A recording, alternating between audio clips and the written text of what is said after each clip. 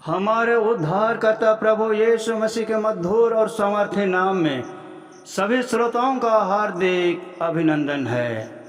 दोस्तों, क्या आप बाइबल की कहानियाँ सुनना पसंद करते हैं? अगर आप बाइबल की कहानियाँ सुनना पसंद करते हैं तो मेरी इन बाइबल कहानियों को सुनकर आप अपनी आत्मिक उन्नति कर सकते हैं। आइए आज हम मिस्र देश में आई 10 विपत्तियों की कहानी सुनते हैं। आखिर परमेश्वर ने मिस्र देश में ये 10 विपत्तियां क्यों भेजी? विपत्तियों के समय इस्राएली जो परमेश्वर के चुने हुए लोग थे, मिस्र में गुलाम लोगों की तरह रह रहे थे।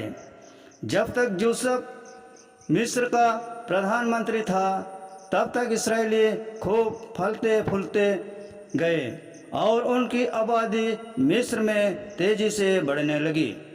यूसुफ की मृत्यु के बाद एक नया फिरौन मिस्र पर राज करने लगा, जो यूसुफ को नहीं जानता था। वह इस्राएलियों की बढ़ती आबादी को देखकर घबरा गया और उसने इस्राएलियों को कठोर काम पर लगाया। उनसे कठिन परिश्रम करवाकर वह अपनी उन्नति कर रहा था। वह इस्राएलियों पर बहुत अत्याचार करवा रहा था। उनकी पीड़ा असहनीय हो गई थी। अब इस्राएली परमेश्वर से रो रो कर अपने बचाव के लिए दुहाई देने लगे। परमेश्वर ने उनकी पुकार को सुना और मूसा नामक एक व्यक्ति को उन्हें मिस्र की बंधुआई से छुड़ाकर बाहर ले जाने के लिए नियुक्त किया। मूसा ने फिरौन से इस्राएलियों को रिहा करने के लिए निवेदन किया, लेकिन फिरौन ने इनकार कर दिया। परमेश्वर के आदेश अनुसार कई चमत्कारों को दिखाकर परमेश्वर की शक्ति को प्रदर्शित कर फिरौन से निवेदन करता रहा, लेकिन फिरौन ने अपना मन कठोर कर लिया और इस्राएलियों को जाने नहीं दिया। फिरौन के इनकार के जवाब में परमेश्वर ने मिस्र में 10 विपत्तियां भेजी। विपत्तियों का उद्देश्य फिरौन को इस्राएलियों को मिस्र से रिहा करने के लिए मजबूर करना था।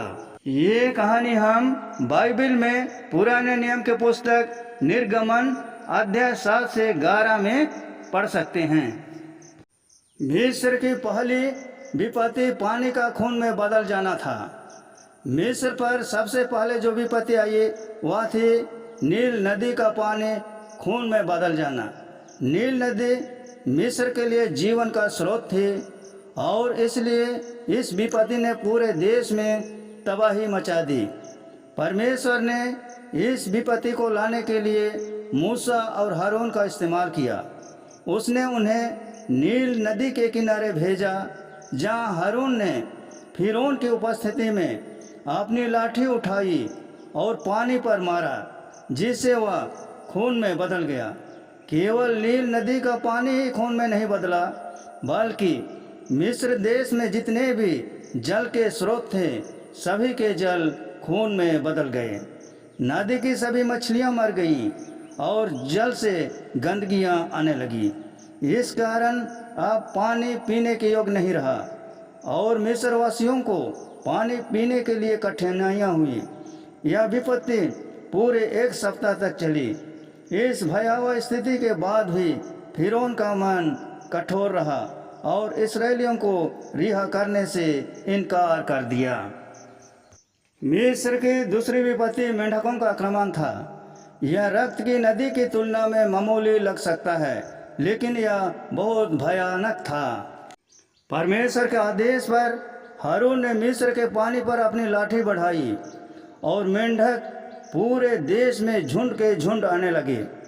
बाइबल बताती है कि हर जगह मेंढक भर गए, जो हर जगह मेंढक ही मेंढक दिखाई दे रहे थे। मिस्री लोग जहाँ भी जाते थे वहाँ मेंढकों का झुंड मिलता था। फिरौन को विश्वास नहीं हो रहा था कि यह क्या हो रहा है। उसने मूसा और हारून से कहा कि वे परमेश्वर से प्रार्थना करें कि वह मेंढकों को दूर करे। उसने वादा किया कि अगर यह विपत्ति समाप्त हो जाती है तो इस्राएलियों को रिहा कर देगा। परमेश्वर ने मेंढकों को हटा दिया, लेकिन फिरौन ने अपना वादा पूरा नहीं किया और इस्राएलियों को अपनी गुलामी में बनाए रखा। तीसरी विपत्ति जूं या मच्छरों का आना था। यहोवा के आदेश पर हारून ने अपनी लाठी से भूमि की धूल पर प्रहार किया। मिस्र में कीड़ों की एक धाड़ उमड़ पड़ी। माना जाता है कि वे जूं या मच्छर थे। मिस्र के लोग इन कीड़ों से बहुत परेशान होने लगे। वे इससे बच नहीं पा रहे थे। वे चाहे कहीं भी चले जाएं, इन कीड़ों का प्रकोप देखने को मिल रहा था। फिर भी फिरौन ने इस्राएलियों को रिहा करने से इनकार कर दिया। चौथी विपत्ति मक्खियों का आक्रमण था। फिरौन द्वारा परमेश्वर के लोगों को स्वतंत्र करने से इनकार करने के बाद परमेश्वर ने पूरे मिस्र देश में मक्खियों की महामारी भेजी। पूरे मिस्र देश में इन कष्टप्रद पंखों वाले कीड़ों का प्रकोप हो गया, लेकिन गोशेन की भूमि इसे अछूता रहा जहां इस्राएली रहते थे। पांचवी विपत्ति पशुधन पर महामारी का प्रकोप था। पशुओं की महामारी ने मिस्र देश के सभी पालतू जानवरों को मार डाला। बाइबल के समय में लोगों की आजीविका उनके पशुओं पर निर्भर रहती थी और इसलिए यह महामारी विशेष रूप से विनाशकारी रही होगी। मिस्रियों के दुख को और अधिक बढ़ाने के लिए परमेश्वर ने इस्राएलियों के पशुओं को सुरक्षित रखा। फिर भी फिरौन ने इस्राएलियों को रिहा करने से इनकार कर दिया। छठवीं विपत्ति फोड़ों की विपत्ति थी। यह विपत्ति शायद उन सभी विपत्तियों से अधिक भयानक थी, जैसा कि नाम से पता चलता है। इस विपत्ति के कारण मिस्र के लोगों के शरीर पर भयानक फोड़े निकल आए। यह दर्द असहनीय रहा होगा। केवल मिस्रवासी ही पीड़ित नहीं थे, बल्कि पशुओं को भी फोड़े हो गए थे। हालांकि इस्राएली इस बीमारी से अछूते थे। सातवीं विपत्ति ओलों की विपत्ति थी। इस विपत्ति में शामिल ओले आज के समय के ओले जैसे नहीं थे। बाइबल में मिस्र पर गिरने वाले ओलों का वर्णन बर्फ के विशाल विनाशकारी गोले के रूप में किया गया है, जिसे कोई भी जीवित प्राणी सुरक्षित नहीं रहा। जो लोग घर के अंदर शरण लिए वे बच गए, किंतु जिन्होंने अंदर का शरण नहीं ली वे मौके पर ही मर गए। फिर से गोशेन की भूमि जहां इस्राएली रहते थे पूर्ण रूप से सुरक्षित थी। यह विपत्ति फिरौन तक पहुंची। उसने मूसा और हारून को बुलाया और अपने गलत कामों को स्वीकार किया। दूसरी बार फिरौन ने वादा किया कि अगर विपत्ति हट जाएगी तो वह परमेश्वर के लोगों को जाने देगा। परमेश्वर ने ओले बरसाना बंद कर दिया, लेकिन फिरौन ने इस्राएलियों को आज़ाद होने नहीं दिया। आठवीं विपत्ति टिड्डियों का प्रकोप था। मूसा और हारून ने इस्राएलियों की आज़ादी के लिए सौदेबाजी की, लेकिन फिरौन ने नहीं मानी।